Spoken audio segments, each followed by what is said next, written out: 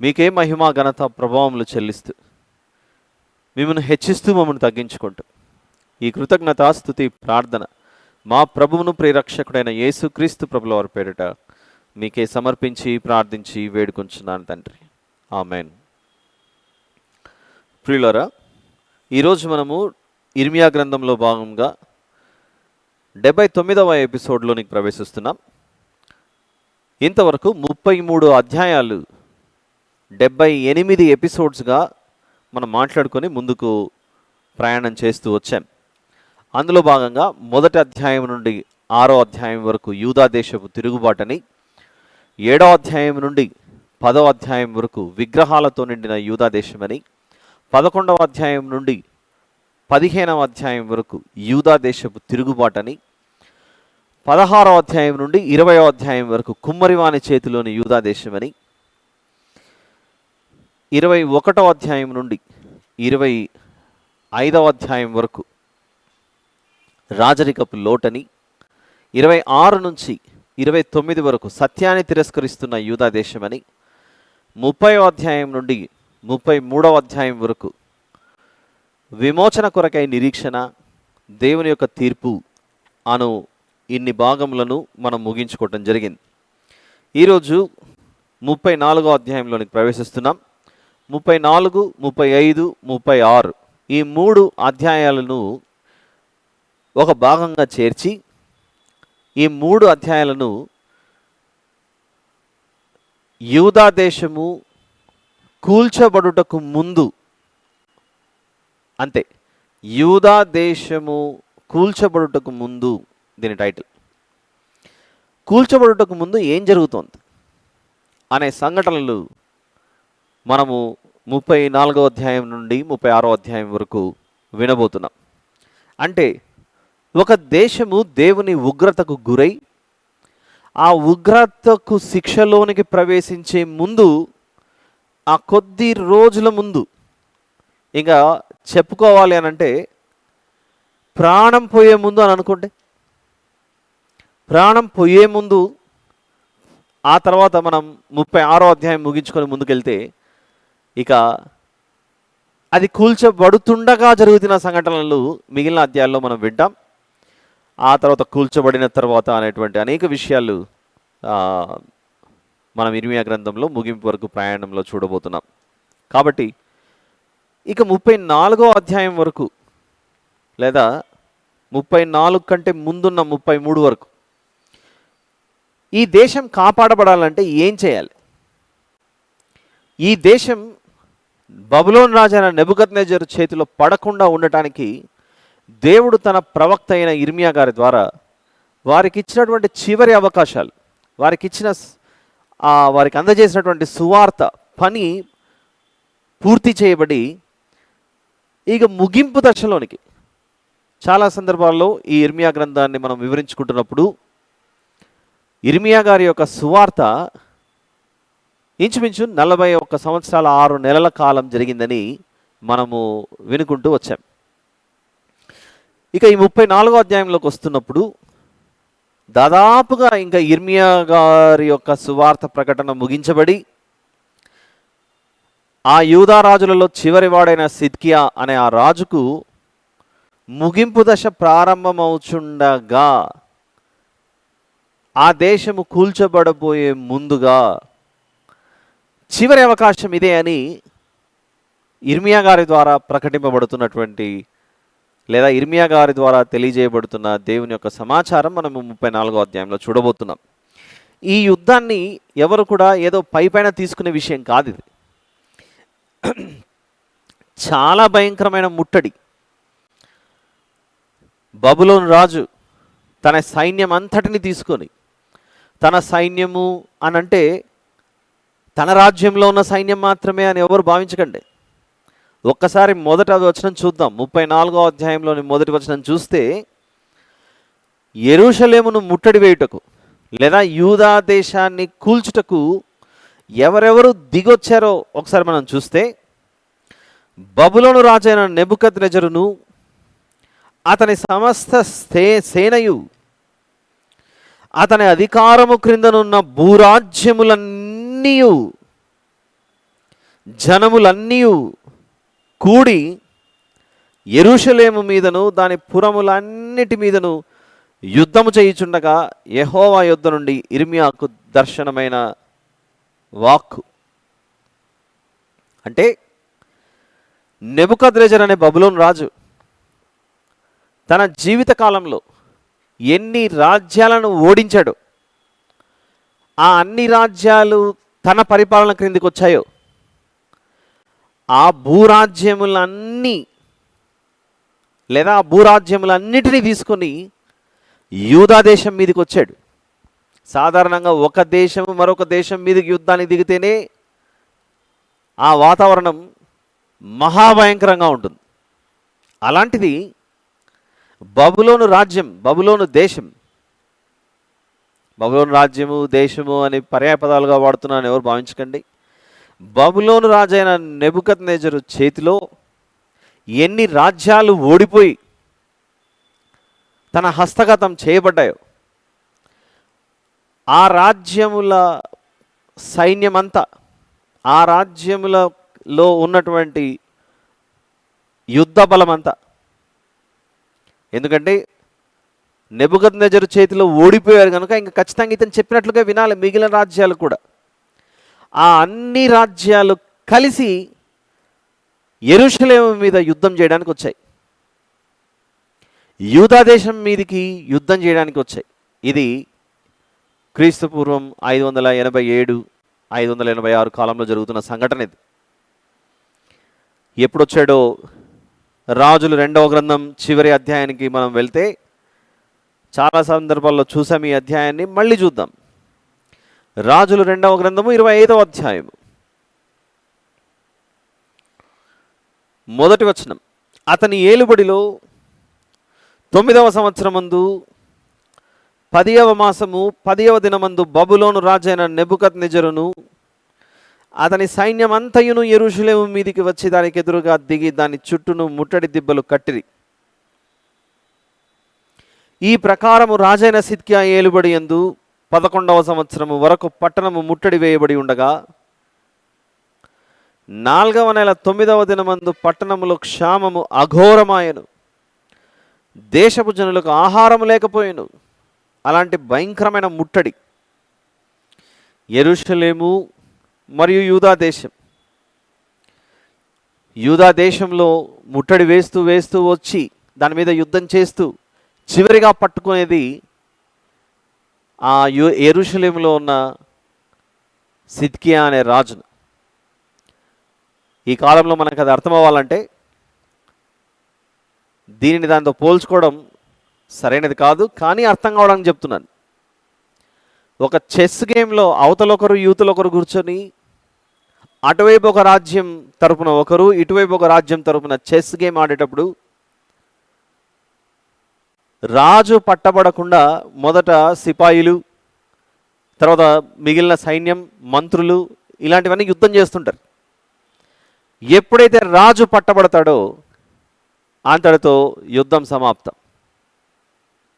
ఈ విధంగా యెరూషలేములో రాజ్య పరిపాలన యూదా దేశంది జరుగుతూ ఉండగా, రాజధానిగా ఉండగా బబులోను రాజైన నెబుకద్రెజరును అతని సమస్త సేనయు అతని అధికారం క్రిందనున్న భూరాజ్యములన్నీ జనములన్నీ కూడి యెరూషలేము మీదను దాని పురములన్నిటి మీదను యుద్ధము చేయుచుండగా యెహోవా యొద్ద నుండి ఇర్మియాకు దర్శనమైన వాక్కు, దర్శనం రూపంలో వచ్చినటువంటి వాక్ ఇది. ఇంతకు మునుపు అధ్యాయాలు మనం చూస్తే ప్రత్యక్షమైన వాక్కు అలాంటి మాటలు మనకు వినపడుతూ ఉంటాయి. ఈ దర్శనంలో 2వ వచనంలో దేవుడు ఇర్మియా గారి ద్వారా సిద్కియాతో మాట్లాడుతున్న ఈ మాటలు మనం పరిశీలనగా చూద్దాం. ఇశ్రాయేలు దేవుడగు యెహోవా ఇలాగు ఆజ్ఞ ఇచ్చుచున్నాడు, నీవు వెళ్ళి యూదారాజైన సిద్కియాతో ఇలాగు చెప్పుము, యెహోవా సెలవిచ్చినదేమనగా, నేను ఈ పట్టణమును బబులోను రాజు చేతికి అప్పగించుచున్నాను, అతడు మంటబెట్టి దాన్ని కాల్చివేయును. సిద్కియా కాలంలో జరుగుతున్న సంఘటన. ఈ కాలం ఏంటో చెప్పచ్చు కదా అని అనుకుంటే ఇర్మియా గ్రంథంలో అన్నిటినీ అంటే ఎంత మనకు అవసరమో అనే విషయాలను ఈ ఎపిసోడ్స్లో మీకు చెప్పుకుంటూ రావడం జరిగింది. ఒక్కసారి మనం మొదటి అధ్యాయానికి వెళ్దాం. ఇర్మియా గ్రంథం మొదటి అధ్యాయంలో ఈ యూదా దేశము పట్టబడకుండా ఇర్మియా గారు చేస్తున్న సువార్త పరిచర్య ఏనాటి కాలం నుండి ఉందో ఒకసారి చూద్దాం. ఇర్మియా గ్రంథము మొదటి అధ్యాయము మొదటి 3 వచనాలు జాగ్రత్తగా చూద్దాం. మనం చూస్తున్నది ఈరోజు 34వ అధ్యాయం అయినప్పటికీ 34వ అధ్యాయంలో ఉన్న విషయం అర్థం అవ్వాలి అని అంటే మనం ఏకంగా మొదటి అధ్యాయం దగ్గరికి వెళ్ళాం. అంటే ఇర్మియా గ్రంథాన్ని నేర్చుకోవాలని ఆసక్తి కలిగిన వారు మొదటి అధ్యాయంలో వినిన సందర్భాలను చివరి అధ్యాయం వరకు ఎట్టి పరిస్థితుల్లో మిస్ అవ్వకుండా, తప్పిపోకుండా వాటిని వింటూ జ్ఞాపకం ఉంచుకుంటేనే ఈ గ్రంథం యొక్క విలువ మనకు అర్థమవుతుంది. చూద్దాం. మొదటి అధ్యాయం మొదటి 3 వచనాలలో, బెన్యామీను దేశమందలి అనాతోతులో కాపురం ఉన్న యాజకులలో ఒకడై హిల్కియా కుమారుడైన ఇర్మియా వాక్యములు. ఆమోను కుమారుడైన యోషియా యూదాకు రాజై ఉండగా అతని ఏలుబడి 13వ సంవత్సరమున యెహోవా వాక్కు ఇర్మియాకు ప్రత్యక్షమాయెను. ఏ రాజు పరిచయం అవుతున్నాడు ఇక్కడ? యోషియా అనే రాజు. మరియు యోషియా కుమారుడగు యెహోయాకీము యూదాకు రాజై ఉండగాను, యోషియా కుమారుడగు సిద్కియా యూదాకు రాజై ఉండగాను, అతని ఏలుబడి 11వ సంవత్సరాంతము వరకును, అనగా ఆ సంవత్సరమున 5వ నెలలో యెరూషలేము చెరదీసుకొని పోబడు వరకును ఆ వాక్కు ప్రత్యక్షమగుచుండెను. ఎంతమంది రాజుల పేర్లు ప్రస్తావించబడ్డాయి ఇక్కడ? 1 యోషియా, 2 యెహోయాకీము, 3 సిద్కియా. అయితే ఈ ముగ్గురు మాత్రమే కాకుండా మనకు యెహోయాహాజు, యెహోయాకీను అను మరో 2 రాజులు ఈ గ్రంథంలో కనబడుతూ వస్తారు. అంటే యోషియా గారి కాలంలో ప్రారంభమైన ఇర్మియా గారి సువార్త మనం చూస్తున్న ఈ 34వ అధ్యాయంలో చివరి వాడైన సిద్కియా కాలంలో కనబడుతున్న మాటలివి. సుదీర్ఘంగా జరిగిన సువార్త పరిచర్య ఇది. 40 సంవత్సరాల సువార్త ప్రకటన వారు పట్టబడకుండా ఒక దైవజనుడు అన్ని విషయాలు ప్రకటిస్తూ ఉంటుంటే ఆయన మాట విని విధేయత చూపించాలన్న ఆలోచన రాజులకు కానీ, ఆ రాజు క్రింద పనిచేస్తున్న ప్రధానులకు కానీ, ఆ దేశంలో ఉన్న యాజకులు కానీ, సామాన్య ప్రజలు కానీ, యాజకులు కానీ దేవుని మాటకు విధేయత చూపించాలనే ఆలోచన లేకపోవడంతో ఈరోజు పరిస్థితి ఇంతవరకు దిగజారిపోయింది. ఎంతవరకు వెళ్ళిందో చూద్దాం ఒకసారి. 2వ వచనం, ఇశ్రాయేలు దేవుడగు యెహోవా ఇలాగ ఆజ్ఞ ఇచ్చుచున్నాడు సిద్కియానికు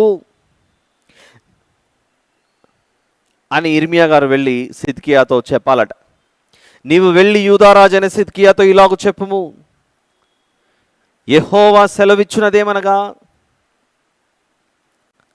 నేను ఈ పట్టణమును బబులోను రాజు చేతికి అప్పగించుచున్నాను. అతడు మంటబెట్టి దాన్ని కాల్చివేయును. నీవు అతని చేతిలో నుండి తప్పించుకున్న జాలక నిశ్చయముగా పట్టబడి అతని చేతికి అప్పగింపబడెదవు. బబులోను రాజును నీవు కన్నులారా చూచెదవు. అతడు నీతో ముఖాముఖిగా మాట్లాడును. నీవు బబులోనునకు పోవుదువు. యూదా రాజమైన సిద్కియా, యెహోవా మాట వినుము, దేవుని మాట వినుము వినుము వినుము అని ప్రకటిస్తున్నా కూడా దేవుని మాట వినాలనే ఆలోచన సిద్కియాకు రాకపోవడం చాలా విచారకరం.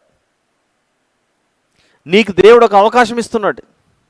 నీకు మునుపున్న రాజులు ఎలాగైతే ఇదిగో ఈ దేశంలో చనిపోయి ఈ ప్రజల చేత అంత్యక్రియలు చేయబడి నెమ్మదిగా వెళ్ళిపోయారు సమాధిలోనికి. అలా నెమ్మదిగా వెళ్ళిపోవడం అంటే మోసుకొని వెళ్ళి అలా తీసుకెళ్లారు. ఆ విధంగా నీకు కూడా జరుగుతుంది దేవుని మాట వింటే అని ప్రకటిస్తున్నాడు. నిన్ను గురించి యెహోవా ఇలాగ సెలవిచ్చుచున్నాడు సిద్కియా. ఎందుకు ఈ రాజు గురించి అంతగా దేవుడు ఈ రాజు విషయంలో అంత ఆసక్తి తీసుకొని చెబుతున్నాడు అని మనం ఆలోచిస్తే, సిద్కియా అనే ఈ రాజు మరణించిన తర్వాత లేదా ఇతని పరిపాలన అయిపోయిన తర్వాత మనం 2024లో ఉన్నాం ప్రస్తుతానికి. తిరిగి దావీదు సంతానంలో నుండి మనుషులలో ఇలా భూ సంబంధమైన రాజ్య సింహాసనం మీద కూర్చున్న వాళ్ళు మరొకరు ఎవరు కనపడరు. యేసు ప్రభు యూదులకు రాజుగా వచ్చినా యేసు ప్రభు అంటాడు పిలాతుతో, నా రాజ్యము ఈ లోక సంబంధమైన రాజ్యం కాదని, అది ఆత్మ సంబంధమైన రాజ్యం. యేసు ప్రభు చెప్పిన మాట. శాశ్వత కాలం ఆ సింహాసనం మీద కూర్చునే రాజు మన యేసు ప్రభు. కానీ భూ సంబంధమైన రాజ్యాలలో జరిగే పరిపాలన ఏదైతే ఉంటుందో, యూదా దేశంలో జరుగుతున్న ఈ పరిపాలన సిద్కియాతో అంతరించిపోతుంది. అందుచేత చివరి అవకాశం పోగొట్టుకోవద్దు. దేవుడు చెప్పిన మాట విను. 4వ వచనం, నిన్ను గూర్చి యెహోవా ఇలాగ సెలవిచ్చుచున్నాడు సిద్కియా, నీవు ఖడ్గము వలన మృతి పొందక నెమ్మదిగానే మృతి పొందేదవు. నీకంటే ముందుగా నుండిన పూర్వరాజులైన నీ పితరుల కొరకు ధూపద్రవ్యములు కాల్చినట్లు, అయ్యో నా ఏలినవాడా అని నిన్ను గూర్చి అంగలాచుచు జనులు నీ కొరకును ధూపద్రవ్యము కాల్చుదురు. అలాగూ కావలనని ఆజ్ఞ ఇచ్చిన వాడను నేనే అని యెహోవా సెలవిచ్చుచున్నాడు. యూదా పట్టణములలో లాకీషును అజేకాయును ప్రాకారములు గల పట్టణములుగా మిగిలి ఉన్నవి. బబులోను రాజు దండు యెరూషలేము మీదను మిగిలిన యూదా పట్టణములన్నిటి మీదను యుద్ధము చేయుచుండగా ప్రవక్త అయిన ఇర్మియా యెరూషలేములో యూదా రాజైన సిద్కియాకు ఈ మాటలన్నిటినీ ప్రకటించుచూ వచ్చాను. యుద్ధం జరుగుతుంటే సువార్త ప్రకటన ఎట్లా జరుగుతోంది అని మనకు సందేహం రావచ్చు. అప్పటికే బబులోను రాజైన నెబుకద్నెజరు, అతని సైన్యం, అతని అధికారం క్రింద ఉన్న భూలోక రాజ్య సైన్యములు అన్నీ వచ్చి యూదా దేశం మీద, అక్కడ 2 పట్టణాలు ప్రస్తావించబడ్డాయి చూడండి 6, 7 వచనాలలో.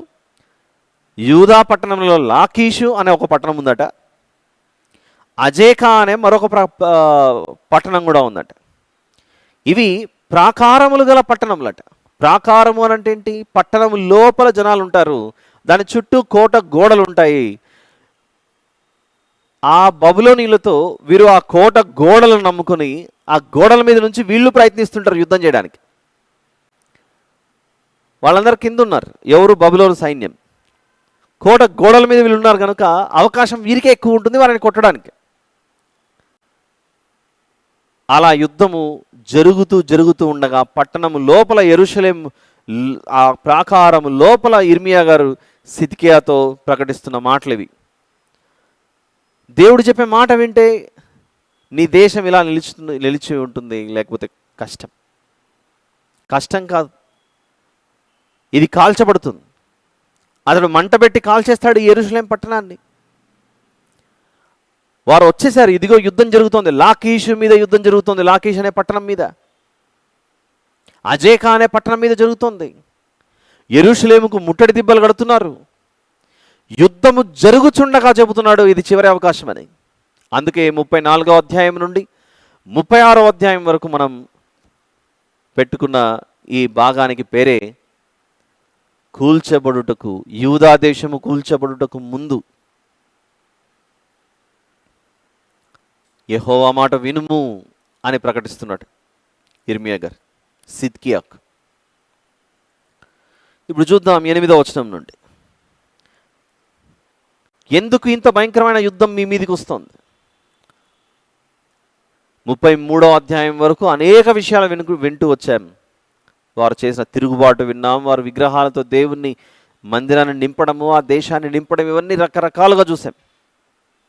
ఎన్నో విషయాలలో విధేయత చూపించారు. దేవుని ఉగ్రత వారి మీద కుమ్మరింపబడడానికి అతి సమీపంలో ఉంది వీరి పరిస్థితి. అయితే ఎలాగూ యుద్ధం ఇంత జరుగుతోంది కదా అని దేవునికి ఇష్టమైన ఒక నిర్ణయం తీసుకుంటారు సిద్కియా మరియు అతని జనాంగం. ఆ దేవునికి ఇష్టమైన నిర్ణయం ఏంటో 8వ వచనం నుండి చూద్దాం. ఆ ఇష్టమైన నిర్ణయాన్ని తీసుకున్న తర్వాత దాని మీద ఎంతకాలం వీరు నిలబడి ఉన్నారో అది కూడా చూసి, మీరు ఈ పని చేసినందుకు నా వద్ద నుండి పర్యవసానం, లేకపోతే నా వద్ద నుండి రాబోయేదేంటో నేను మీకు రుచి చూపిస్తానని దేవుడు మాట్లాడుతున్నాడు. దేవునికి ఇష్టమైన నిర్ణయం ఏంటో వారు తీసుకున్నది ఆ కష్టకాలంలో,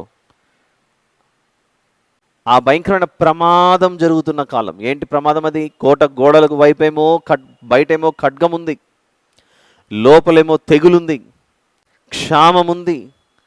తెగులు, క్షామము, ఖడ్గము అను ఈ మూడింటి చేత దేవుడు వారిని శిక్షిస్తున్నాడని మనం వింటూ వచ్చాం. ఏంటి ఆ మంచి నిర్ణయం తీసుకున్నారు? ఆ మంచి నిర్ణయం ఏంటో చూద్దాం 8వ వచనం నుండి. అది ఎంతవరకు నిలబడిందో కూడా మనం చూద్దాం ఇదే అధ్యాయంలోనే. యూదుల చేత యూదులు కొలువు చేయించుకొనక తమ దాస్యములోనున్న హెబ్రియులను కానీ హెబ్రియురాండ్రను కానీ అందరినీ విడిపించినట్లు విడుదల చాటింపవలనని రాజైన సిద్కియా యెరూషలేములోనున్న సమస్త ప్రజలతో నిబంధన చేసిన తర్వాత యెహోవా యొద్ద నుండి యిర్మీయాకు ప్రత్యక్షమైన వాక్కు. ఏం జరుగుతోందంటే, ఇశ్రాయేలీలు దేవుని ఆజ్ఞను బట్టి ఒకవేళ కొందరు ఎవరైనా తమ పేదరికము వలన మరొకరి క్రింద దాసులుగా ఉండటానికి, పురుషులు కావచ్చు, స్త్రీలు కావచ్చు, మా దగ్గర ఏమీ లేదు, మీ వద్ద దాసులుగా ఉండడానికి మేము నిర్ణయం తీసుకున్నామని ధనవంతులైన వారి వద్దకు ఎవరి దగ్గరకు వచ్చి దాసులుగా ఉన్నారంటే, పాత నిబంధనలో దేవుని యొక్క ధర్మశాస్త్రాన్ని బట్టి, చట్టాన్ని బట్టి 6 సంవత్సరాలు వారి వద్ద పనిచేసిన తర్వాత 7వ సంవత్సరంలో వారి యజమానులు వారిని స్వతంత్రులుగా విడిచిపెట్టాలి. 6 సంవత్సరాలు మీరు మాకు దాసులుగా పనిచేశారు, కానీ దేవుని ఆజ్ఞను బట్టి 7వ సంవత్సరం మేము మిమ్మల్ని స్వతంత్రులుగా విడిచిపెట్టాలి. అది మా దేవుని ఆజ్ఞ. ఆ ప్రకారముగా ఈరోజు మనం నిబంధన చేసుకొని యూదా దేశం మొత్తంలో ఎవరెవరి క్రింద అయితే దాసులు కానీ దాసురాండ్రు గారు ఉన్నారో వారందరినీ మనం విడిపించి పంపించి వేద్దాం అనే మంచి నిర్ణయం తీసుకున్నారు. ఆ ఆజ్ఞ, దేవుడిచ్చినటువంటి ఆజ్ఞ ఎక్కడుందో ఒకసారి మనం నిర్గమకాండము 21వ అధ్యాయంలోకి వెళ్దాం. నిర్గమకాండము 21వ అధ్యాయం మొదటి 2 వచనాలు చూద్దాం. నీవు వారికి నియమింపవలసిన న్యాయ విధులేవనగా, నీవు హెబ్రియుడైన దాసుని కొనిన ఎడల వాడు 6 సంవత్సరములు దాసుడై ఉండి 7వ సంవత్సరమున ఏమీ ఇయ్యకే నిన్ను విడిచి స్వతంత్రుడగును. 7వ సంవత్సరమున స్వతంత్రుడుగా విడిచిపెట్టాలి. ఇదే మాటనే రెండవసారి మరి మోషే గారు ఉపదేశిస్తున్నారు ద్వితీయోపదేశకాండము 15వ అధ్యాయంలో. ద్వితీయోపదేశకాండము 15వ అధ్యాయం 12 నుంచి 18వ వచనం వరకు చూద్దాం జాగ్రత్తగా. నీ సహోదరులలో హెబ్రియుడే కానీ హెబ్రియురాలే కానీ, హెబ్రియురాలు అంటే ఇశ్రాయేలీయులే. మనం చూస్తున్నాం ద్వితీయోపదేశకాండము 15వ అధ్యాయము 12వ వచనం. యిర్మీయా గ్రంథాన్ని వివరించుకునేటప్పుడు పాత నిబంధనలో ఉన్న ఈ కట్టడలు వేటిని కూడా మనం మర్చిపోకుండా, ప్రత్యేకంగా మోషే గారి కాలంలో ఇశ్రాయేలీయులకు ప్రకటింపబడినటువంటి మాటలు, దేవుని యొక్క ధర్మశాస్త్రం, వీటన్నిటిని ఏ ఒక్కరు కూడా మర్చిపోకూడదు. ఇశ్రాయేలు దేశం మొత్తం దేవునికి యాజక రూపమైన దేశం కాబట్టి ప్రతి ఒక్కరి హృదయంలో ఆయన మాటలు భద్రంగా ఉండాలి. ఈరోజు మనం ఈ దేశంలో ఉన్నాం. ఈ దేశపు జాతీయ గీతం అన్నీ మన మనసులో ఎప్పటికీ ఉండాలో, అలానే ఆ కాలంలో ఆ దేశంలో దేవుని యొక్క కట్టడలు వారి హృదయంలో అంత బలంగా నాటుకొని ఉండాలి.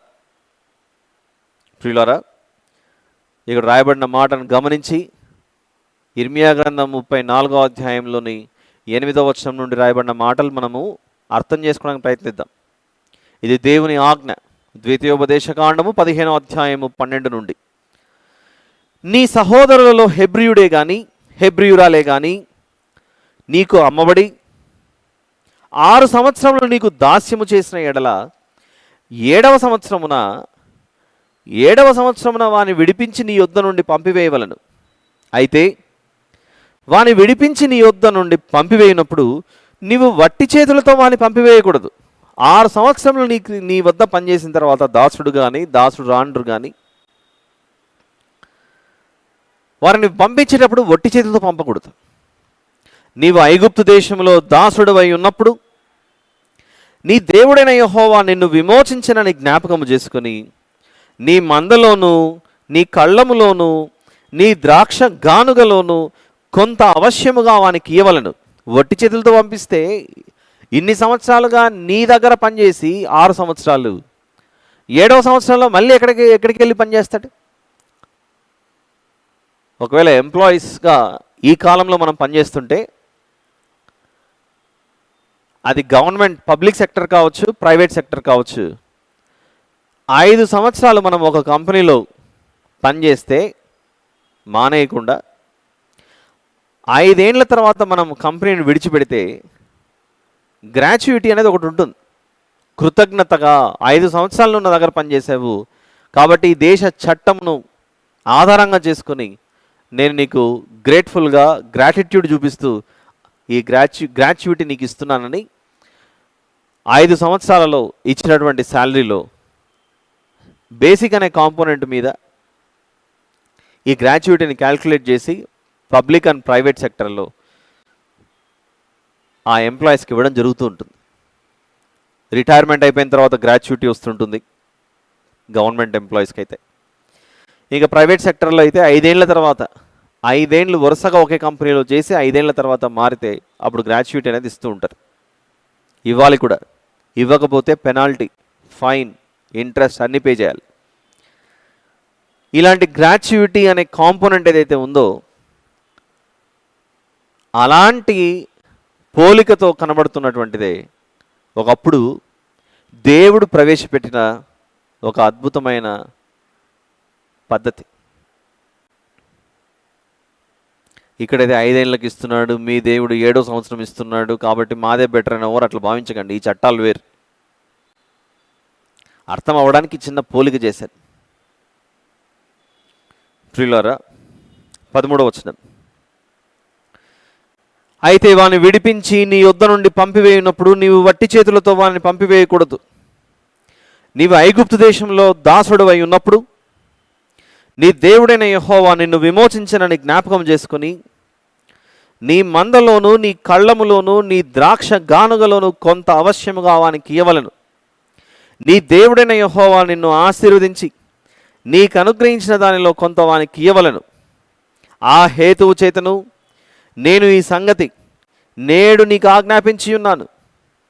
అయితే నీ యొద్ద వానికి మేలు కలిగినందున నిన్నును నీ ఇంటి వారిని ప్రేమించుచున్నాను గనుక నేను నీ యొద్ద నుండి వెళ్ళిపోనని అతడు నీతో చెప్పిన ఎడల నీవు కదురును పట్టుకొని తలుపులోనికి దిగునట్లుగా అవన్నీ చెప్పుకుంటూ వస్తాడు. ఇప్పుడు 18వ వచనం, వానిని స్వతంత్రునిగా పోనిచ్చుట కష్టమని నీవు అనుకోనకూడదు. ఏలైనగా వాడు 6 సంవత్సరం నీకు దాస్యము చేసినందున జీతకానికి రావాల్సిన 2 జీతముల లాభము నీకు కలిగాను. ఎందుకు మాట్లాడుతున్నాడు? మన కాలంలో అయితే మన దేశంలో చట్టాలను బట్టి ఒక 8 గంటలు పని చేసి మనం ఇంటికి వెళ్ళిపోతాం, నెల అయితేనే జీతం వస్తుంది, దాంతో మన కుటుంబాన్ని పోషించుకుంటున్నాం. కానీ ఇక్కడ పరిస్థితి 6 సంవత్సరాలు పనిచేసిన తర్వాత 7వ సంవత్సరంలో వారిని విడిచిపెట్టాలంటున్నాడు దేవుడు. దాసులను కానీ దాసురాండ్రను కానీ వారి ఇంట్లోనే ఉండి వారు పనిచేస్తుంటే జీతకానికి రావాల్సిన 2 జీతముల లాభం నీకు కలిగింది. ఎందుకంటే 24/7 వాళ్ళు అక్కడే ఉన్నారు కదా. ఎప్పుడు పిలిచినా పలకాల్సిన పరిస్థితిలో ఉంది వారి జీవితం. వారి పోషణ అంతా ఆ యజమానులే చూసుకునేవారు. కాబట్టి వట్టి చేతులతో వారిని పంపకూడదు. జీతగానికి రావాల్సిన 2 జీతముల లాభం నీకు కలిగింది కదా ఓ యజమాని. నీవు అలాగు చేస్తే, ఎలాగు చేస్తే 6 సంవత్సరాలు వారితో పని చేయించుకున్నాక, కొలువు చేయించుకున్నాక 7వ సంవత్సరం వారిని స్వతంత్రులుగా విడిచిపెట్టడంతో పాటుగా వారికి దేవుడు చెప్పిన వాటన్నిటిని ఇచ్చి పంపిస్తే ఆ యజమాని చేసే ప్రతి పనిలో చేయు వాటన్నిటి విషయంలో దేవుడు అతన్ని ఆశీర్వదిస్తాడట. ఒకవేళ అలా చేయకపోతే ఆశీర్వాదానికి బదులుగా శాపం వచ్చి కూర్చుంటుంది. అలాంటి శాపమే ఈరోజు మనము ఇర్మియా గ్రంథం 34:8 వచనం నుండి చూడబోతున్నాం. మరి నిర్ణయం తీసుకున్నారుగా, నిర్ణయం తీసుకున్న తర్వాత వాళ్ళు ఏం పని చేశారో చూద్దాం.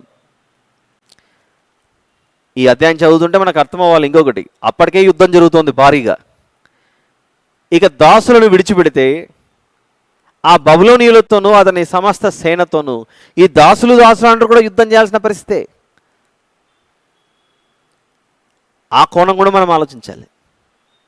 కానీ ఇక్కడ 34వ అధ్యాయం 8-9 వచనాలు చూద్దాం. వచ్చేద్దాం ఇర్మియా గ్రంథం 34:8-9 వచనాలు. యూదుల చేత యూదులు కొలువు చేయించుకొనక తమ దాస్యములనున్న హెబ్రీయులను గాని హెబ్రీయురాండ్రను గాని అందరినీ విడిపించినట్లు విడుదల చాటింపవలనని రాజైన సిద్కియా యెరూషలేములోనున్న సమస్త ప్రజలతో నిబంధన చేసిన తర్వాత యెహోవా యొద్ద నుండి ఇర్మియాకు ప్రత్యక్షమైన వాక్కు. 10వ వచనం.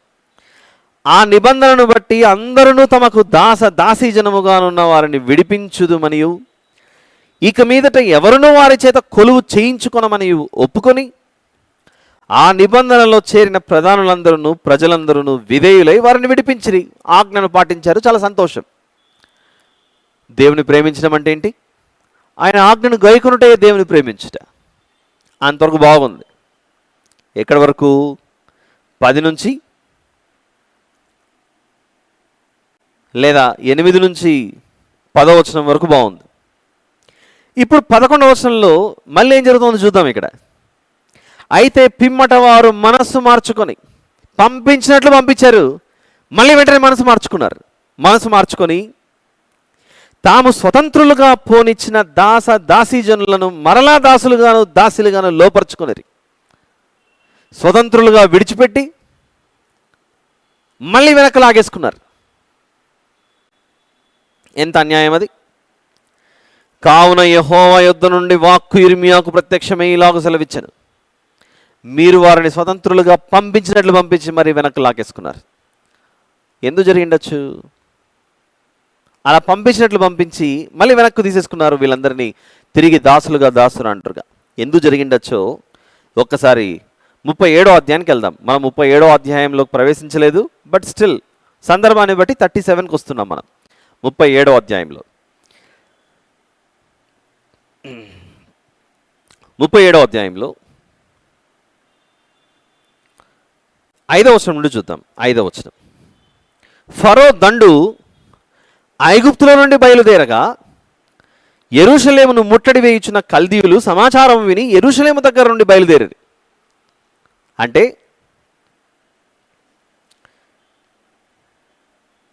అప్పుడు యెహోవా వాక్కు ప్రవక్త అయిన ఇర్మియాకు ప్రత్యక్షమై ఇలాగ సెలవిచ్చెను, ఇశ్రాయేలు దేవుడగు యెహోవా ఆజ్ఞ ఇచ్చినదేమనగా, నా యొద్ద విచారించుడని నిన్ను నా యొద్దకు పంపిన యూదరాజుతో నీవిలాగు చెప్పవలను, మీకు సహాయము చేయుటకై బయలుదేరి వచ్చుచున్న ఫరో దండు తమ స్వదేశమైన ఐగుప్తులోనికి తిరిగి వెళ్ళును.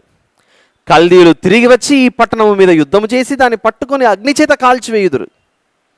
యెహోవా ఈ మాట సెలవిచ్చుచున్నాడు, కల్దీయులు నిశ్చయముగా మా యొద్ద నుండి వెళ్ళెదరనుకొని మిమ్మును మీరు మోసపుచ్చుకొనకుడి, వారు వెళ్ళరు. మీతో యుద్ధము చేయు కల్దీయుల దండు వారిని అందరిని మీరు హతము చేసి వారిలో గాయపడిన వారిని మాత్రమే మిగిలించను, వారే తమ గుడారంలో నుండి వచ్చి ఈ పట్టణమును అగ్నితో కాల్చివేదురు.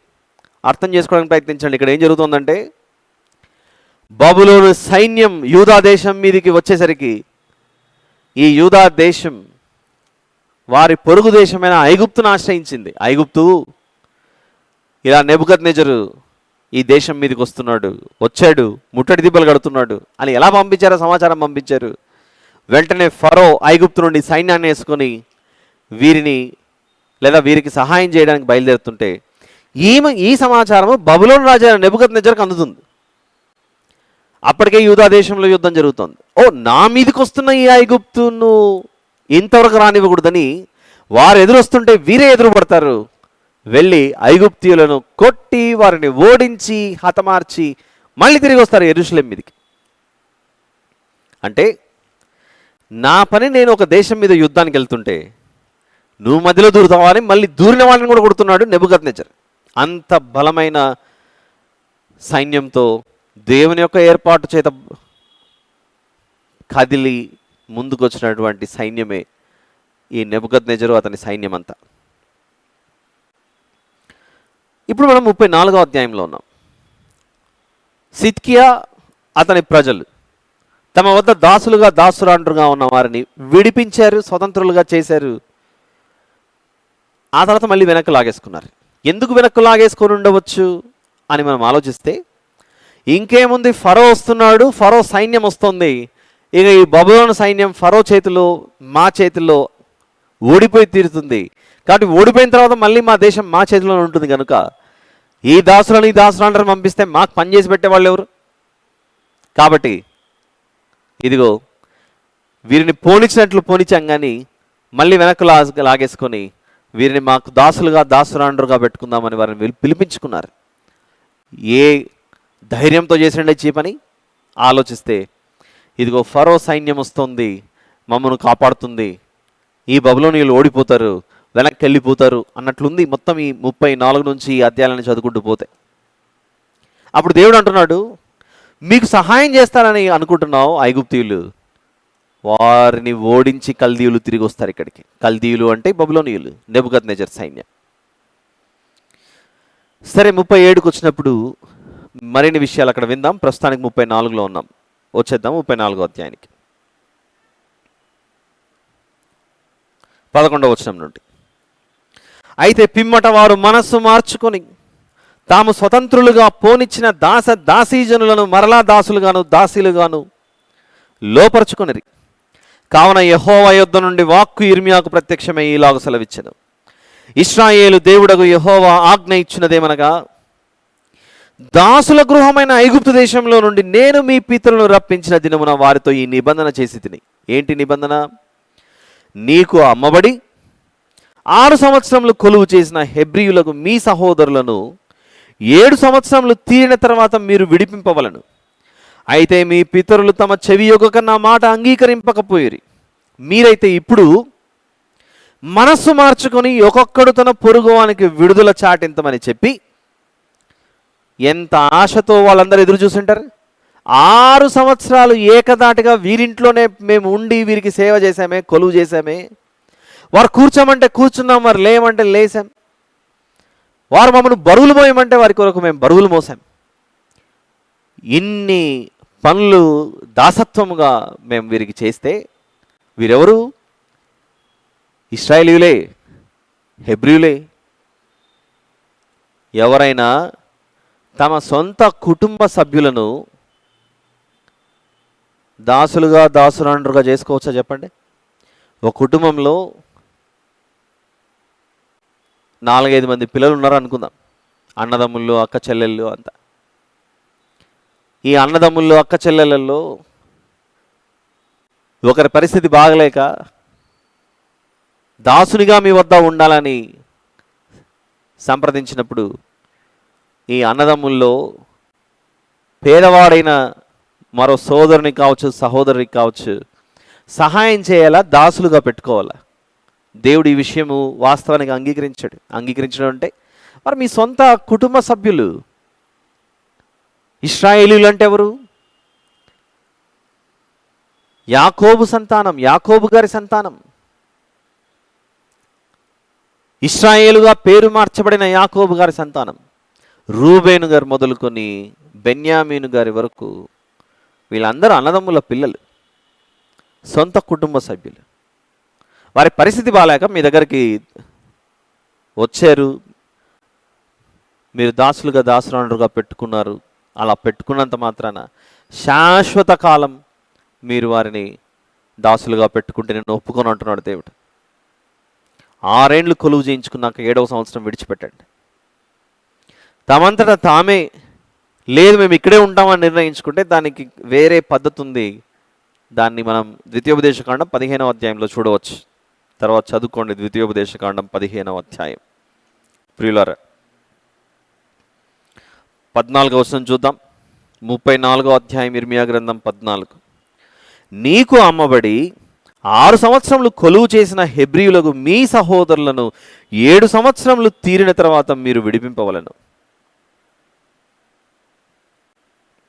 అయితే మీ పితరులు తమ చెవియొగ్గక నా మాట అంగీకరింపకపోయిరి. మీరైతే ఇప్పుడు మనస్సు మార్చుకొని ఒక్కొక్కడు తన పొరుగువానికి విడుదల చాటింతమని చెప్పి నా పేరు పెట్టబడిన ఈ మందిరమందు నా సన్నిధిని నిబంధన చేసేదిరి. నా పేరు పెట్టబడిన ఈ మందిరమందు నా సన్నిధిని నిబంధన చేసేదిరి. నిబంధన చేశారు, ఒప్పుకున్నారు. ఇదిగో ఇది మా దేవుని ఆలయం, మా దేవుని మందిరం, మా దేవుడు చెప్పినట్లుగా వింటామని నిబంధన ప్రమాణపూర్వకంగా చేశారట. నా దృష్టికి యుక్తమైనది చేసేది, మంచిదే చేశారు మీరు.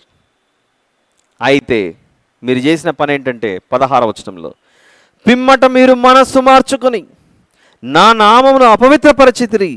వారి ఇచ్ఛానుసారముగా తిరుగునట్లు వారిని స్వతంత్రులుగా పోనిచ్చిన తర్వాత అందరూ తమ దాసీలను మరలా పట్టుకొని తమకు దాసులుగాను ఉండుటకై వారిని లోపరుచుకుంటురి. కాబట్టి యెహోవా ఇలాగు సెలవిచ్చుచున్నాడు, వారికి మీరు స్వేచ్ఛా స్వాతంత్రాలు ఇవ్వలేదుగా, వారికి ఇవ్వలేదు కనుక ఇప్పుడు నేను మిమ్మల్ని ఏం చేస్తాను అని దేవుడు తన తీర్పును వెల్లడిపరుస్తున్నాడు. ఇక్కడ యూదా దేశము కూల్చబడుటకు ముందు జరుగుతున్న సన్నివేశాలు ఇవన్నీ. కూల్చబడుటకు ముందు అంటే సిద్కియా కాలంలో ఇంకా దగ్గర పడింది కూల్చబడుటకు. దానికి ముందు చివరి అవకాశంగా ప్రకటింపబడుతున్న సువార్త. కాబట్టి యెహోవా ఇలాగ సెలవిచ్చుచున్నాడు, ఒక్కొక్కడు తన సహోదరులకును తన పొరుగు వారికి విడుదల ప్రకటింపవలనని నేను చెప్పిన మాట మీరు వినకపోతిరే. ఆలోచించుడి, విడుదల కావాలనని నేనే చాటించుచున్నాను. వారికి విడుదల మీరు ప్రకటించలేదుగా, ఇప్పుడు నేను మీకు విడుదల ప్రకటిస్తున్నాను. నేను మీకు ప్రకటించే విడుదల ఎలాంటిదంటే, ఇదిగో ఈ పట్టణంలో మీరు క్షేమంగా ఉన్నారనుకుంటున్నాను. నేను ఇప్పుడు మిమ్మల్ని ఖడ్గమునకు, క్షామముకు, వివిధ రకాలైన సంకటములకు, వీటన్నిటి పాలగుటకై విడుదలే. ఆ మాట ఎంత భయం పుట్టించే మాటగా ఉంది చూడండి. మీరు ఈ ఆజ్ఞను అతిక్రమించారు గనుక, అంతకు మునుపు అనేక ఆజ్ఞలు అతిక్రమించారు, దానికి తోడు ఇంకొకటి కట్టుకున్నారు. సాధారణంగా అప్పుడప్పుడు పాపంలో ఉన్నాడు, దేవుని యొక్క కనికరం ఉండగానే పాపంలో ఉన్న మనిషి బయటికి రావాలి అని ప్రకటింపబడుతూ ఉంటుంది. కానీ పాపంలో ఉన్నవాడు మారు మనసు పొందకపోతే రోజు రోజుకి ఏం చేసుకుంటాడంటే పాపాన్ని మూట కట్టుకుంటుంటాడు. చివరికి అది ఏమవుతుందే, పండి పరిపక్వమై ఆ తర్వాత అది మరణానికి దారితీస్తుంది. పాపం పండితే ఒక చెట్టుకు పండు మొదట అది పూత పూస్తుంది, తర్వాత పిందెగా మారుతుంది, తర్వాత కాయ, ఆ తర్వాత పండు, ఆ తర్వాత రాలిపోవాలి. అలానే రాలిన పండు ఏమవుతుందంటే ఇదిగో నేల పాలైపోతుంది. దానితో కరెక్ట్గా మనం పోల్చుకోకూడదు ఈ విషయం. ఎందుకంటే పండుకొని దాని గింజ మళ్ళీ లోపలికి వెళ్ళి మళ్ళీ బయటకు వస్తుందని అనుకోకుండా, పండితే రాలిపోతుంది, అక్కడికే ఆగాలి. పండితే రాలిపోతుంది. అలానే వీరి పాపం పండే సమయం దగ్గర పడుతుంది. ఇక్కడ ఎలా ఉంది చూడండి. ఇక్కడ 17వ వచనం, మనకు కూడా భయం పుట్టాలి. దేవునికి ఇచ్చిన మాటను మనం నిలువబెట్టుకోకపోతే, దేవునికి మాట ఇచ్చి నిబంధన చేసి నేను నీతో ఉంటాను, నువ్వు చెప్పిన ఆజ్ఞలను గైకొంటానని చెప్పి ఆ తర్వాత మనం ఆజ్ఞను గైకోవడం మానేస్తే చూడండి ఒకసారి 34వ అధ్యాయంలో జరుగుతున్న తీర్పు ఎలా ఉందో. 34వ అధ్యాయం 17, కాబట్టి యెహోవా ఇలాగు సెలవిచ్చుచున్నాడు, ఒక్కొక్కడు తన సహోదరులకును తన పొరుగు వారికి విడుదల ప్రకటింపవలనని నేను చెప్పిన మాట మీరు వినకపోతురే. ఆలోచించుడి, విడుదల కావాలనని నేనే చాటించుచున్నాను. మిమ్మును ఇప్పుడు విడుదల చేయబోతున్నాను. దేని కొరకు? సంతోషం కొరకు కాదు. మిమ్మును ఖడ్గానికి, క్షామమునకును, రకరకాలైన సంకటములకన్నిటికీ, వాటన్నిటి పాలగుటకైన విడుదలయే. భూరాజ్యములన్నిటిలోనూ ఇటు అటు చెదరగొట్టుటకు మిమ్మును అప్పగించుచున్నాను. మరియు ఈ ఈ 18-19 వచనాలు అర్థం చేసుకోవడానికి ప్రయత్నించండి. అర్థమైనట్లు ఉంటుంది కానీ అర్థం అవ్వదు. ఇది చూద్దాం జాగ్రత్తగా. మరియు నా సన్నిధిని తాము చేసిన నిబంధన మాటలు నెరవేర్చక దానిని అతిక్రమించు వారిని తాము 2 భాగములుగా కోసి వాటి మధ్య నడిచిన దూడతో సమానులుగా చేయుచున్నాను. ఈ పోలిక అర్థమైందా? అక్కడ ఏంటి పోలిక? ఇర్మియా గ్రంథంలో కనబడుతున్న ఈ 18-19 వచనాలు, మరియు నా సన్నిధిని తాము చేసిన నిబంధన మాటలు నెరవేర్చక దానిని అతిక్రమించు వారిని తాము 2 భాగములుగా కోసి వాటి మధ్య నడిచిన దూడతో సమానులుగా చేయుచున్నాను. ఇది అర్థం చేసుకోవడానికి కొంచెం కష్టపడాలి. ఇశ్రాయేలీయులలో ఒక అలవాటు ఉండేది. ఇశ్రాయేలీయులకు మొదటి రాజైన బెన్యామీను గోత్రంలో నుండి వచ్చినటువంటి సౌలు రాజుగా ఉన్న రోజుల్లో సమూయేలు మొదటి గ్రంథంలో 11వ అధ్యాయంలో ఒక సంఘటన జరుగుతుంది. అందరూ దయచేసి సమూయేలు మొదటి గ్రంథం 11వ అధ్యాయం, సమూయేలు మొదటి గ్రంథము 11వ అధ్యాయంలో మొదటి నుండి కొన్ని మాటలు చూద్దాం. సమూయేలు మొదటి గ్రంథము 11వ అధ్యాయం మొదటి నుంచి. అమ్మోనీయుడైన నాహాషు బయలుదేరి యాబేష్ గిలాదుకెదురుగా దిగినప్పుడు యాబేషు వారందరూ మేము నీకు సేవ చేయుదుము, మాతో నిబంధన చేయమని నాహాషుతో అనిరి. అమ్మోనీయుడు, ఆ దేశంలో ఉన్న ఈ అమ్మోనీయుడైన నాహాష్ ఆ దేశానికి రాజు. ఆ అధికారంలో ఉంటేనే యుద్ధానికి వస్తారు. యాబేష్ గిలాదు అనే ఇశ్రాయేలు భూభాగంలో ఉన్నటువంటి ప్రజల మీదికి యుద్ధానికి వచ్చినప్పుడు, మేము మీకు లోబడతాం, మాతో నిబంధన చేయమని చెబితే ఆ 2వ వచనంలో ఆ నాహాషు సమాధానం ఇస్తాడు. అమ్మోనీయుడైన నాహాషు, ఇశ్రాయేలీయులు అందరి మీదికి నింద తెచ్చినట్లు మీ అందరి కుడి కన్నులను ఊడదీయుదునని మీతో నేను నిబంధన చేసేదనని అమ్మోనీయుడైన నాహాష్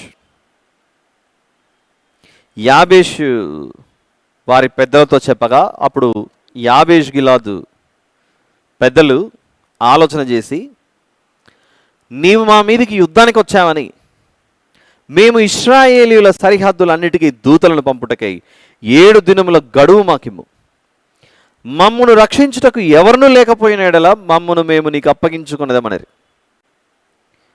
దూతలు సౌలు గిబియాకు వచ్చి జనులకు ఆ వర్తమానం తెలియజెప్పగా జనులందరూ బిగ్గరగా ఏడ్చిరి.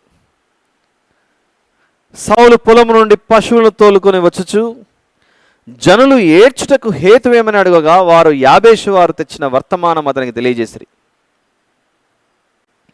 సౌలు ఆ వర్తమానం వినగానే దేవుని ఆత్మ అతని మీదికి బలముగా వచ్చాను. అతడు అత్యాగ్రహుడై సౌలు గారు, మన దేశం మీదికి అమ్మోనీయుడు రావటమా?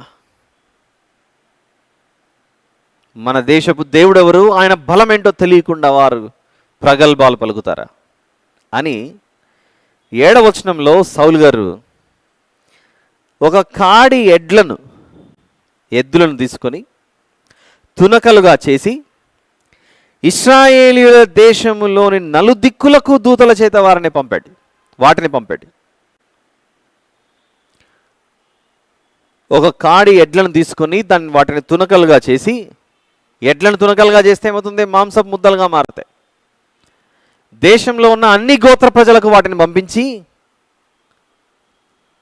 అమ్మోనీయుడైన నాహాషు మన దేశం మీదకి యుద్ధానికి వచ్చాడు, ఈరోజు దైవజనుడైన సమూయేలు గారితోనూ నాతోనూ ఎవరైతే చేరరో, నా పక్షాన సమూయేలు పక్షాన ఎవరైతే చేరరో, ఇశ్రాయేలు దేశంలో ఎవరైనా సరే వారిని ఈ విధంగా తుత్తునీయులుగా చేస్తానని ప్రకటించినప్పుడు 7వ వచనంలో అదే చూడండి.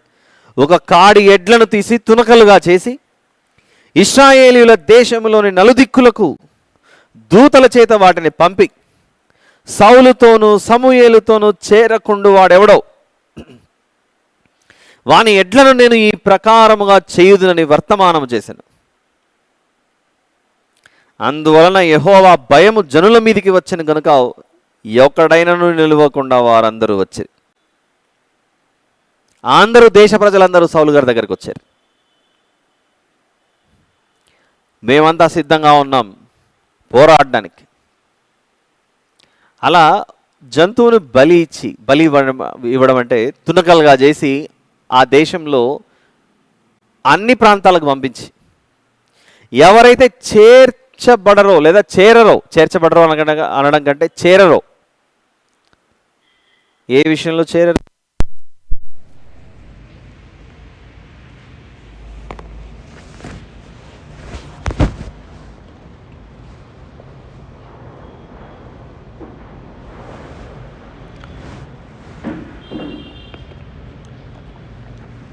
సమూయేలు మొదటి గ్రంథము 11వ అధ్యాయము. సమూయేలు మొదటి గ్రంథము 11వ అధ్యాయం. ఆ రోజు అమ్మోనీయుడైన నాహాష్ ఇశ్రాయేలు ప్రజల మీదకి యుద్ధానికి వచ్చినప్పుడు యాబేష్ గిలాదు అనే ప్రాంత ప్రజల వద్దకు వెళ్ళినప్పుడు ఆ యాబేషు ప్రజలు దేశమంతటా ఈ అమ్మోనీయుడైన నాహాషు మా మీదికి వచ్చాడు అని వార్త పంపినప్పుడు ఆ వార్త సౌలు గారి వద్దకు చేరుతుంది. 6-7 వచనాలు చూద్దాం. సమూయేలు మొదటి గ్రంథము 11వ అధ్యాయము 6-7 వచనాలు. సౌలు ఆ వర్తమానం వినగానే దేవుని ఆత్మ అతని మీదికి బలముగా వచ్చెను. అతడు అత్యాగ్రహుడై ఒక కాడి ఎడ్లను తీసి తునకలుగా చేసి ఇశ్రాయేలీయుల దేశంలోని నలుదిక్కులకు దూతల చేత వాటిని పంపి సౌలుతోనూ సమూయేలుతోనూ చేరకుండు వాడేవాడో వాని ఎడ్లను నేను ఈ ప్రకారముగా చేయుదునని వర్తమానము చేశాను. అందువలన యెహోవా భయము జనుల మీదికి వచ్చిన కనుక ఒక్కడైనా నిలువకుండా వారందరూ వచ్చిరి. అలా ఇశ్రాయేలీయులందరూ ఏకమై ఒక్క మాట మీద నిలవబడి అమ్మోనీయుడైన నాహాషుతోనూ అతని సైన్యముతోనూ యుద్ధం చేయడానికి కదిలారు. దీనితో పాటుగా మనము ప్రారంభపు పుస్తకమైన ఆదికాండంలోనికి వెళ్తే ఒక జంతువుని ఇలా బలి ఏ సమయంలో చేశారంటే నిబంధనకు గుర్తుగా చేశారు ఆ కాలంలో. చూద్దాం, అది ఆదికాండము 15వ అధ్యాయము. ఆదికాండము 15వ అధ్యాయంలో 2వ వచనంలో లేదా మొదటి 2 వచనాలు మనం చూస్తే, ఇవి జరిగిన తర్వాత యెహోవా వాక్యము అబ్రామునకు దర్శనమందు వచ్చి, అబ్రామా భయపడకుము, నేను నీకు కేడము, నీ బహుమానం అత్యధికమగునని చెప్పాను. అందుకు అబ్రాము, ప్రభువైన యెహోవా నాకేమీ ఇచ్చినదేమి? నేను సంతానము లేనివాడనై పోవుచున్నానే. దమస్కు ఎలియేజరే నా ఇంటి ఆస్తికర్తయ్యగును కదా. మరియు అబ్రాము, ఇదిగో నీవు నాకు సంతానం ఇయ్యలేదు గనుక నా పరివారంలో ఒకడు నాకు వారసుడగునని చెప్పగా యెహోవా వాక్యము అతని యొద్దకు వచ్చి, ఇతడు నీకు వారసుడు కాడు, నీ గర్భవాసమున పుట్టబోచున్నవాడు నీకు వారసుడగునని చెప్పాను. ఇక్కడ ఒక నిబంధన జరుగుతోంది. అబ్రహాము గారికి దేవునికి మధ్య నిబంధన. ఇలా జరుగుతుండగా దేవుడు అంటాడు అబ్రహాము గారితో 5వ వచనంలో, మరియు ఆయన వెలుపలికి అతన్ని తీసుకొని వచ్చి, నీవు ఆకాశం వైపు తేరి చూచి నక్షత్రములు లెక్కించుటకు నీ చేతనైతే లెక్కించుమని చెప్పి నీ సంతానం అలాగవునని చెప్పాను. అతడు యెహోవాను నమ్మెను, ఆయన అది అతనికి నీతిగా ఎంచెను. దానితో పాటుగా 9వ వచనంలో లేదా 8-9 వచనాలు లేదా 7 నుండి చూద్దాం, ఇంకా బాగుంటుంది. మరియు ఆయన, నీవు ఈ దేశమును స్వతంత్రించుకొనున్నట్లు దాని నీకిచ్చుటకు కల్దీయుల ఊరను పట్టణంలో నుండి నిన్ను యువతలకు తీసుకొని వచ్చిన యెహోవాను నేనే అని చెప్పినప్పుడు అతడు, ప్రభు అయిన యెహోవా, నేను దీన్ని స్వతంత్రించుకునేదని నాకెట్లు తెలియననగా, నేను దీన్ని స్వతంత్రించుకుంటానని నాకు ఎలా తెలుస్తుంది అనే ఒక ఆధారం, రుజువు అడిగాడు అబ్రహాము గారు దేవుణ్ణి. అప్పుడు దేవుడు అంటాడు, ఆయన, 3 ఏండ్ల పెయ్యను, 3 ఏండ్ల మేకను, 3 ఏండ్ల పొట్టేలును, ఒక తెల్ల గువ్వను, ఒక పావురపు పిల్లను నా యుద్ధకు తెమ్మని అతనితో చెప్పాను. అతడు అవన్నీ తీసుకుని వాటిని నడుమకు ఖండించి దేని ఖండమును దాని ఖండమునకు ఎదురుగా నుంచాను. అంటే ఈ జంతువులను అబ్రహాము గారు ఖండించి ఏం చేస్తున్నాడో చూడండి. ఇక్కడ 3 ఏండ్ల పెయ్యను, 3 ఏండ్ల మేకను, 3 ఏండ్ల పొట్టేలును, ఒక తెల్ల గువ్వను, ఒక పావురపు పిల్లను నా యుద్ధకు తెమ్మని దేవుడు చెప్పినప్పుడు అతడు అవన్నీ తీసుకుని వాటిని నడుమకు ఖండించి 2 భాగాలు చేసాడు. ఇది చదువుతుంటే నిలువుగా లేదా అడ్డముగా దేని ఖండమును దాని ఖండమునకు ఎదురుగా నుంచాడు. వాటిని ఖండించిన తర్వాత నిబంధన జరిగేటప్పుడు ఇలాంటిది జరుగుతుంది. ఎందుకు ఖండించాలి? ఒకవేళ నిబంధన తప్పితే అబ్రహాము గారి సంతానమైనా కూడా అలా ఖండింపబడుతుంది. ఖండించడం అంటే ఏదో ఆజ్ఞను ఖండితముగా ఆజ్ఞాపిస్తున్నాడని కాదు. ఆజ్ఞను ఖండితముగా ఆజ్ఞాపించడంతో పాటుగా మరణం అంత భయంకరంగా ఉంటుంది ఆజ్ఞను కానీ నిబంధనను కానీ అతిక్రమిస్తే. ఇది మనకు అర్థమైతే 34వ అధ్యాయం ఇర్మియా గ్రంథము 18-19 వచనాలలో నా సన్నిధిని తాము చేసిన నిబంధన మాటలు నెరవేర్చక దానిని అతిక్రమించు వారిని తాము 2 భాగములుగా కోసి వాటి మధ్య నడిచిన దూడతో సమానులుగా చేయుచున్నాను. ఆ కాలంలో ఒక అలవాటు, నిబంధనను అతిక్రమిస్తే దానికి సూచనగా ఒక జంతువును, దానికి ముందుగా అంటే నిబంధన చేసే సమయంలోనే ఒక జంతువుని బలిచ్చి దాని 2 భాగాలుగా కోసి దాని మధ్య వీరు నడుచుకుంటూ పోయేవారు. దాని వెనుకల దాగి ఉన్న ఉద్దేశం మనం ఆలోచిస్తే, నిబంధనను అతిక్రమిస్తే అలా ఖండించబడతాం, మృత్యువులోకి జారిపోతాం, మరణంలోకి వెళ్ళిపోతాం. దేవుడు అంటున్నాడు 17వ వచనంలో, కాబట్టి యెహోవా ఇలాగు సెలవిచ్చుచున్నాడు, ఒక్కొక్కడు తన సహోదరులకును తన పొరుగు వారికి విడుదల ప్రకటింపవలనని నేను చెప్పిన మాట మీరు వినకపోతే ఆలోచించుడి. మీరు వినలేదు కదా నా మాట, నిబంధన అతిక్రమించారు కదా, విడుదల కావాలనని నేనే చాటించుచున్నాను. అది ఖడ్గ క్షామ సంకటముల పాలగుటకైన విడుదలయే. ఖడ్గ క్షామ సంకటముల పాలగుటకైన విడుదలయే. భూరాజ్యములన్నిటిలోనూ ఇటు అటు చెదరగొట్టుటకు మిమ్మును అప్పగించుచున్నాను. మరియు నా సన్నిధిని తాము చేసిన నిబంధన మాటలు నెరవేర్చక దానిని అతిక్రమించు వారిని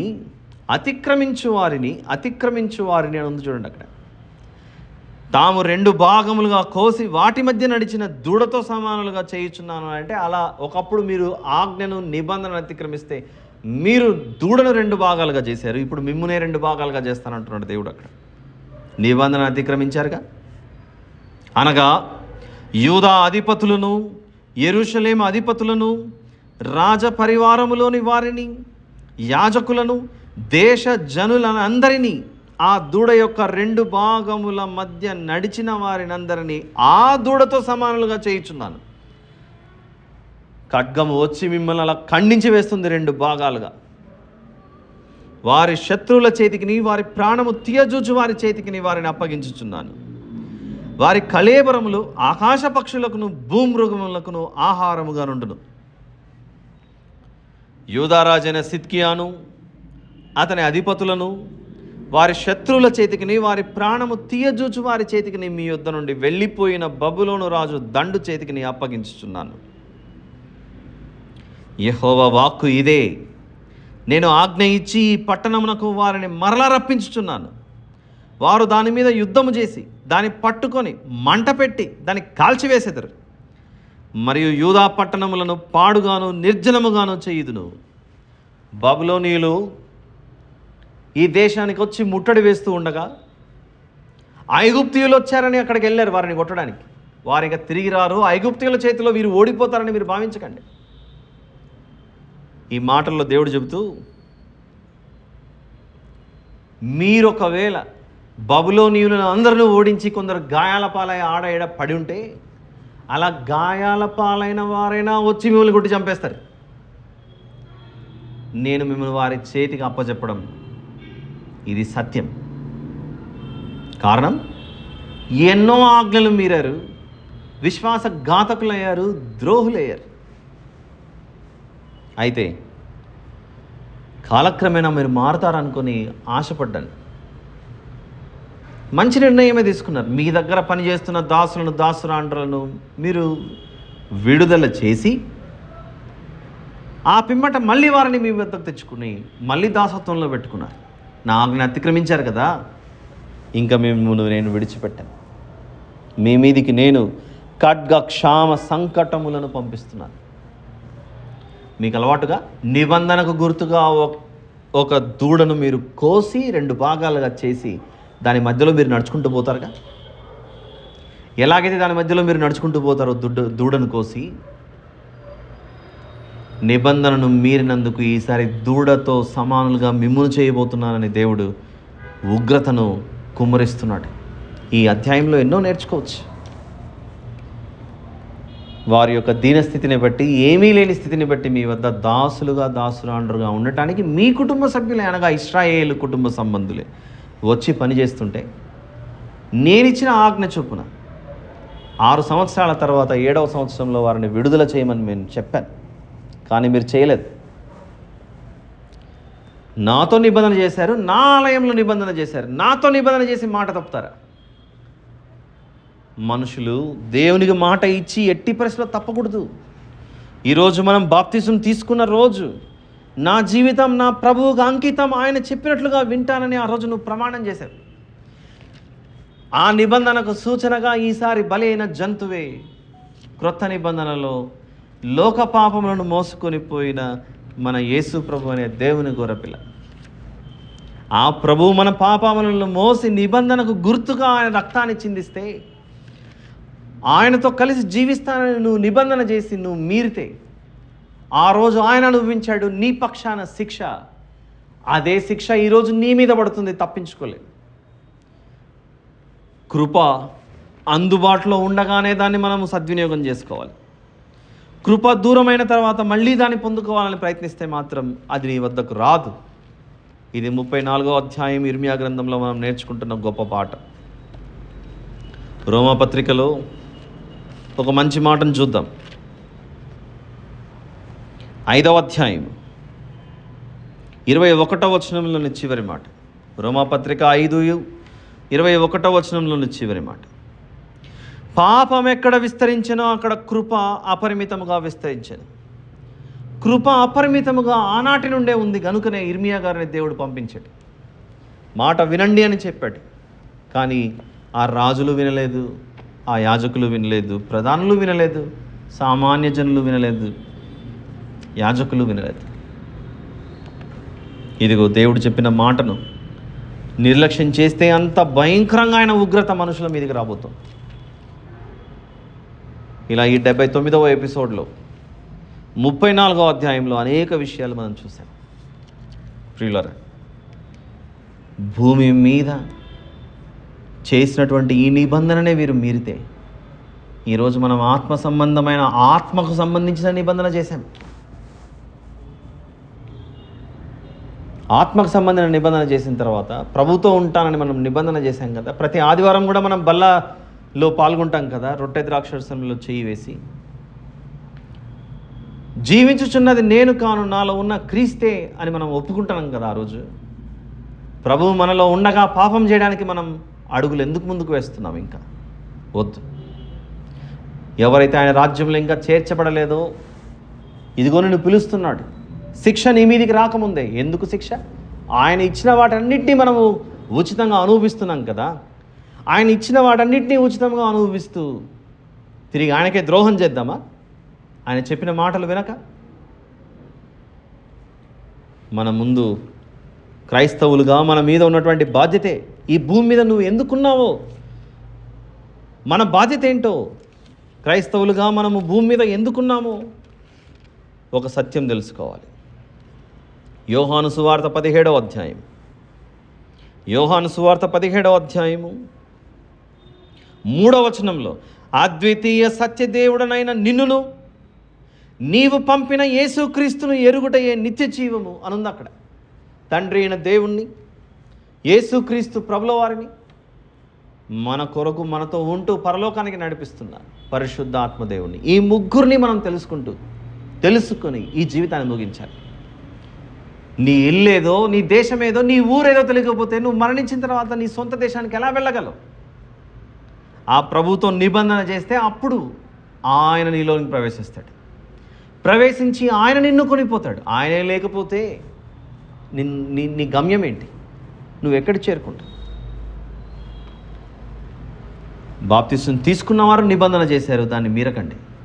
బాప్తిసం తీసుకునని వారు ఆయన ఉచితంగా దయచేస్తున్న సమస్తమైన వాటిని అనుభవిస్తూ ఇంకనూ ప్రభు వద్దకు రాకపోతే శిక్షలో నుండి తప్పించుకోగలవా? ఆలోచిస్తారని ఆశిస్తూ, ఇంతగా ఇర్మియా గ్రంథంలో చివరి క్షణాల్లో కూల్చబడుటకు ముందు, అది కూడా ఎప్పుడు? యుద్ధం జరుగుతూ ఉంది, పక్కన ఐగుప్తీయులు వచ్చారని వాళ్ళని కొట్టడానికి వెళ్ళారు వీళ్ళు.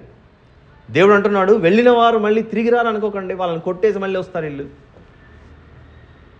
కాబట్టి ఆ విరామంలో నేను మీకు ప్రకటిస్తున్న మాటలకు మీరు విధేయత చూపించండి. వినకపోతే కష్టం, వినకపోతే అత్యంత ప్రమాదంలో పడతారు. ఎక్కడో మనకు నిర్గమకాండంలో కనపడిన సందర్భం, మోషే గారు మళ్ళీ తిరిగి ద్వితీయోపదేశ కాండంలో దాన్ని బోధిస్తే ఆ విషయాన్ని దేవుడు మర్చిపోలేదు. మనుషులు మాత్రం చేస్తామని చెప్పి దేవునికి మాట తప్పారు. వారిని స్వతంత్రులుగా విడిచిపెట్టి మళ్ళీ తీసుకున్నారు వెనక్కి. ఎంత అన్యాయం అది! ఎంత దుర్మార్గం! ప్రియులారా, ఈ విషయాలన్నీ ఆలోచించి మనం దేవునికి దగ్గర అవ్వాలని మనసారా కోరుకుంటూ, మిగిలిన విషయాలను ప్రభు చిత్తమైతే వచ్చే ఎపిసోడ్లో మళ్ళీ విందాం. అంతకు సెలవు. ప్రార్థన చేసుకుందాం. ప్రార్థన. ప్రేమ కనికరము కలిగిన మా ప్రియ పరలోకపు తండ్రి, మీకే స్తోత్రములు నాయన. ఇంతవరకు మీరు మాకు వినిపించిన వాక్యాన్ని బట్టి మిమ్మల్ని మహింపరుస్తున్నాను తండ్రి. యెహోవా మాట వినుము అని ఆ రోజు సిద్కియాతో మాట్లాడారు నా తండ్రి. అలా ఈరోజు మాతో కూడా మాట్లాడుతున్నారు నా ప్రభువా. మేము నిర్లక్ష్యం చేయకుండా దేవుని మాట విని మేము మీ వద్దకు వచ్చుటకు సహాయం చేయమని, మీ మాట విని మీ వద్దకు వచ్చుటకు సహాయం చేయమని వేడుకొచ్చు. మా పాపములు క్షమించమని వేడుకొచ్చు. ఈ కృతజ్ఞతాస్తుతి ప్రార్థన మా ప్రభువును ప్రియరక్షకుడైన యేసుక్రీస్తు ప్రభువు వారి పేరిట మీకే సమర్పించి ప్రార్థించి వేడుకొంచున్నాను తండ్రి. ఆమేన్.